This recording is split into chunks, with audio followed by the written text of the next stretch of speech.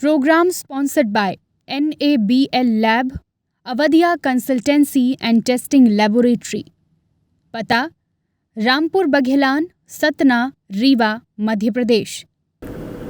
नमस्कार, विंध्या टाइम्स में आपका स्वागत है। खबर रीवा जिले के रामपुरबा तहसील मनगवा की है, जहां से एक अजीब मामला सामने आया है। आपको बताएं कि जहां एक नहीं दो व्यक्तियों को मृत घोषित कर उनका मृत्यु प्रमाण पत्र जारी किया जा चुका है। आज से 5 वर्ष पहले मृत हो चुके एक व्यक्ति का मृत्यु प्रमाण पत्र जारी हो गया। खानदान के सजदा से उसका नाम भी मृतकों में शामिल किया जा चुका था, लेकिन 5 वर्ष बाद वही व्यक्ति अब जीवित हो चुका है और अपने जीवित होने के लिए शपथ पत्र दे चुका है और कह रहा है कि मैं जिंदा हूँ, जो बहुत ही अजीब सा लग रहा है। इस पूरे मामले को लेकर फरियादी गेदलाल पटेल अपने जीवित होने का शपथ पत्र लेकर अधिकारियों के चक्कर लगा रहा है। हम आपको बताएं कि कभी पुलिस अधीक्षक कार्यालय तो कभी कलेक्ट्रेट कार्यालय में घूमता हुआ कहता है गेदलाल पटेल कि मैं जिंदा हूं। वह अपने आवेदन पत्र में बताया कि वह अपने गांव से बीच बीच में अन्यत्र स्थानों पर काम के लिए आता जाता रहता था, क्योंकि उसने बताया कि उसका काम ऐसा था कि जिसके कारण से उसे गांव के बाहर आना जाना पड़ता था। आवेदक ने अपना नाम पर आधार कार्ड बना हुआ है, साथ ही मतदाता सूची पंचायत निर्वाचन 2022 में भी आवेदक का नाम है, अभी भी दर्ज किया है, लेकिन रामपुरबा पंचायत के द्वारा सन 2017 में उसे मृत घोषित कर दिया गया, जिसके तात्कालिक सरपंच शकुंतला देवी के साथ साथ सभी पंचों के हस्ताक्षर किए गए हैं।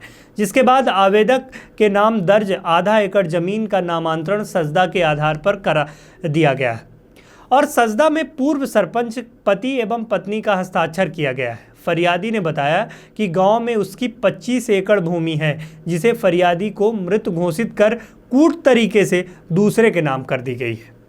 पंचायत के द्वारा जारी किए गए मृत प्रमाण पत्र के बाद अब गांव में वह व्यक्ति घूम रहा है और अपना अधिकार पाने के लिए उसे हर कार्यालय अपने जीवित होने का शपथ पत्र लेकर देना पड़ रहा है। पंचायत से लेकर रजिस्ट्री कार्यालय सहित तमाम कार्यालयों में वह शपथ पत्र लेकर पहुंचता है और अपने जीवित होने का साक्ष्य प्रदर्शित करता है और कहता है कि मैं जीवित हूं। इस पूरे मामले को लेकर तमाम अब बातें शुरू हो गई हैं, लेकिन रजिस्ट्री कार्यालय के सहित तमाम कार्यालयों में गेदलाल पटेल ने पहुंचकर अपने जीवित होने के साक्ष्य प्रस्तुत किए हैं। मैं जिंदा हूँ। ये आपने शपथ पत्र दिया है अपने जीवित होने के लिए, क्या मामला क्या है? मामला सर यही है कि मेरी ज़मीन जो है तो सब रिकॉर्ड करवा लिए।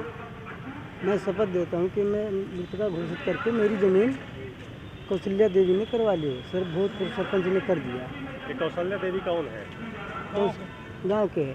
सरपंच जी, सरपंच थी जी नहीं, वो तो सरपंच नहीं थी। हाँ। सरपंच शकुंतला देवी है। हाँ जी।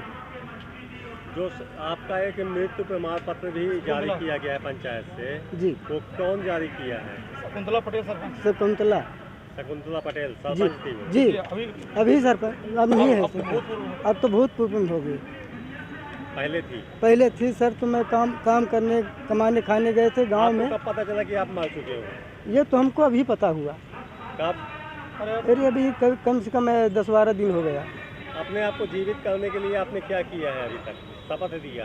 शपथ पत्र जी, अपने आप को जीवित प्रमाणित करने के लिए आपने शपथ पत्र दिया है? जी, शपथ दिए। किसको? अधिकारियों को दिखाया कि मैं जिंदा हूँ? जी, मैं पंचायत में गए थे, सरपंच साहब सामने में थे, पटवारी साहब थे, सबको मैं बोला कि मैं साहब मैं जिंदा हूँ। आखिर आपको मारा क्यों गया? इसके पीछे वजह क्या थी? आपको मुर्दा मारा हुआ घोषित करने की वजह क्या थी इसके पीछे? वजह यह थी कि मैं बोल रहे थे कि भाई हमको भी जीने खाने दो, आप भी खाइए पियो। हमको तो मार के रगड़ दिए, क्योंकि तुम्हारे नाम में ज़मीन ही नहीं, तो क्या करो? कितने एकड़ जमीन का मामला है? मामला तो ज़मीन सर है 24 एकड़। 24 एकड़ जमीन? जी। किसके किसके नाम है जमीन? ज़मीन तो 1/2 में ही। आपके पास जो खसरा है 2018 का खसरा में आपका नाम है जी, तो उसके बाद 2017 में है जी।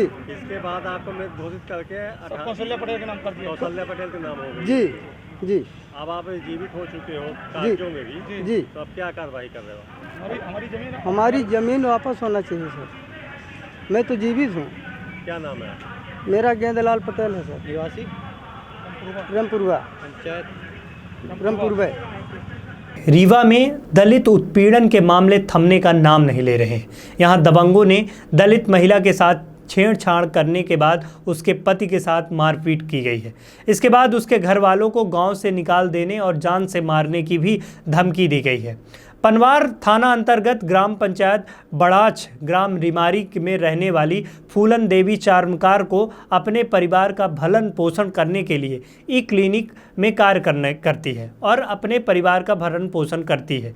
वहीं पीड़ित महिला ने बताया कि जब वह क्लिनिक में अकेली थी तभी दबंग फूलचंद पांडे नाम के व्यक्ति क्लिनिक पे आया और कहा कि तुम्हारे पति कहाँ हैं।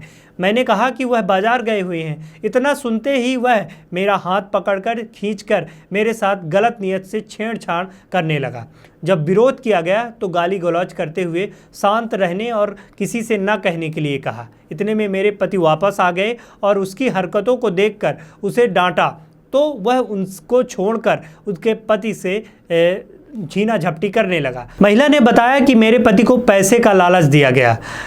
पति को पैसे लेने से मना किया गया जब तो कॉलर पकड़कर मारपीट की और शांत रहने के बात को बोलकर वहां से भाग गया।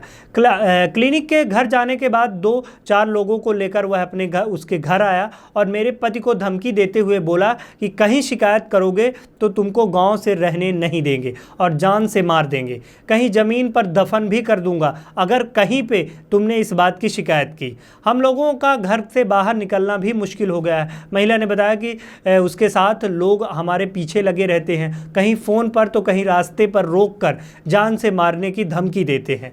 हम अपने गांव के बड़े लोगों को लेकर पनवार थाना में इसकी शिकायत करने गए थे, परंतु वहां हमें यह कहकर भगा दिया गया कि तुम झूठी शिकायत करने आए हो और हमारे पति से अभद्रता करते हुए पुलिस स्टेशन से भगा दिया गया। इस पूरे मामले पर जब पनवार थाना के थाना प्रभारी से हमने बात की तो उनका सीधे तौर पर कहना था कि यह पूरा मामला उनके थाने का था ही नहीं। तो उसको महिला को यह बताया गया कि आप इस थाने में नहीं, आप अपने संबंधित थाने पर इसकी शिकायत करिए। क्या नाम है आपका? मेरा नाम फूलन देवी चर्मकार है। मैं कैश पार माइक्रो क्रेडिट केयर में काम कर रही थी। कंपनी में क्लिनिक खुला है, उसमें मैं काम कर रही थी। उसमें तो फूलचंद पांडे बड़ास के रहने वाले हैं। तो हमारे क्लिनिक में गए तो बोले कि तुम्हारे पति कहाँ हैं। हम बोले कि मार्केट गए हैं। तो नंबर मांगने लगे तो हम बोले कि नंबर तो नहीं है उनके पास, हमारे पास एक ही मोबाइल है। तो बोले कि एक ही मोबाइल है तो कितनी टाइम आएंगे। तो हम कहें पता नहीं हमको कितनी टाइम आएंगे। फिर उन्होंने बैठ गए, कुर्सी दिए हमने बैठने के लिए, बैठ गए। फिर बैठे रहे, फिर बोले कितनी समय आएंगे। हमको कहें कि हमको नहीं मालूम। फिर उन्होंने क्या किया कि खड़े होके बोला कि नहीं आएंगे, अब हम जा रहे हैं। तो हम कहें जाइए। तो हम फिर बोले कि आप कहाँ जा रहे थे, कहाँ आए थे। तो बोले कि हम मऊ जा रहे हैं, एक लोग के पास मेरा पैसा है तो पैसा लेने जा रहे हैं। तो हम कहें जाइए। तो फिर खड़े हो गए, खड़े होके चौंकने लगे इधर उधर। फिर मैं अपना काम करने लगी। फिर इसके बाद हमारे शरीर में हाथ लगाने लगे, छेड़छाड़ करने लगे। तो हमने झटका करने लगे। इसमें हमारे पति आ गए। जब हमारे पति आ गए तो बोले कि ये क्या कर रहे हैं महाराज, ये क्या कर रहे हैं आप। तो फिर हमको छोड़ के हमारे पति से झटका होने लगी।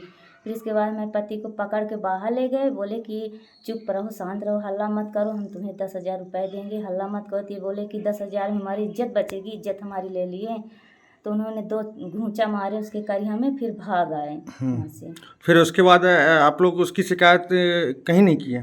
फिर हम उसकी शिकायत यहाँ आके अपने सरपंच महोदय के पास सूचित किए। तो सरपंच महोदय और सब लोग आके इकट्ठा हुए, बोले कि हो गया जो हो गया, आप लोग समझ जाइए, आपके बीच है। तो हमने कहा मेरे साथ अत्याचार हुआ, इस तरह काम कर रहे हैं, बताइए। तो बोले कि अरे चलो हो गया, अब आप लोग मिल पट जाओ, ऐसा नहीं होगा। फिर हमने कहा हम नहीं मिले पटेंगे, क्योंकि हमारे साथ अन्याय हुआ है। क्योंकि जब हमारे साथ इस तरह से हो रहा तो और महिलाओं के साथ कैसा होगा। हम क्योंकि महिलाओं के बीच में काम करती हूँ, सभी को जागरूक करती हूँ। जो हमारे साथ ऐसा हो रहा अन्याय तो महिलाओं के साथ क्या होगा। तो फिर कहें कि ठीक है, आप नहीं मानोगे, रिपोर्ट करोगी आप लोग तो हम आप लोग को देख लेंगे। तो हम कहें क्या देखेंगे। कहें चलो कहाँ चलती हैं आप, जहाँ जाएंगी तहाँ हम तुमको मारेंगे और तुम्हें कहीं जाने नहीं दूँगा, जाओ जहाँ जाना हो तहाँ आप जाइए, हम देख लेते हैं कहाँ तक जाते हैं। फिर हमने कहीं घर से बाहर नहीं निकल पाई। फिर कल किसी कदर हमने निकली तो पनमार थाने गई तो वहाँ रिपोर्ट नहीं लिखा गया मेरा, और मेरे पति से भी डांटे हमारे पति को, और मोबाइल भी ले लिए, और वहाँ से रिपोर्ट नहीं लिखी गई तो हमने चली आई। रात भर रही अपने घर में, और सुबह फिर हम गई वहाँ बरगढ़ थाना, तो 12 बजे रिपोर्ट करा के घर आ गई हूँ। तो बरगढ़ थाने में आपकी रिपोर्ट हो गई है? हाँ, हो गई है बरगढ़ थाने में। ठीक। Program sponsored by NABL Lab, Awadhiya consultancy and testing laboratory. पता रामपुर बघेलान, सतना, रीवा, मध्य प्रदेश।